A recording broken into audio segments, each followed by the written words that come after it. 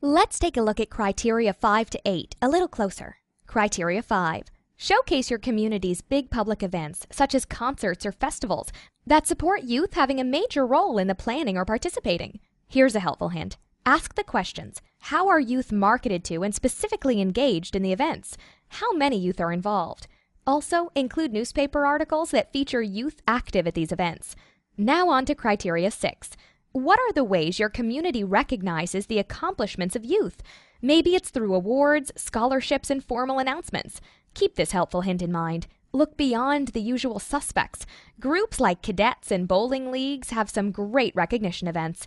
When responding to Criteria 7, provide evidence of how your community funds youth play programs and activities and makes them accessible to everyone.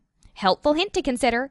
The review team is looking for ongoing financial support, really helpful if it's tax-based, such as from the municipal government, versus one-time funding unless it's a capital expenditure. Service clubs often support youth, so ask for their help to complete this section. For programs like this, how this funding is marketed to youth. Also, if your community receives funding from the Kids Sport and Jumpstart programs, how many youth benefit from this funding as compared to children?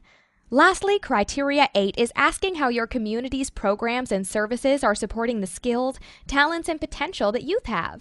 How are staff and volunteers being trained to support youth development in your community? Helpful hint. Use asset-based rather than deficit-based terminology. For example, skill enhancement versus crime reduction. Another important aspect of this criterion is staff volunteer training. How are they receiving training to support a positive youth development approach? For more information on these and other criteria, visit www.playworkspartnership.ca.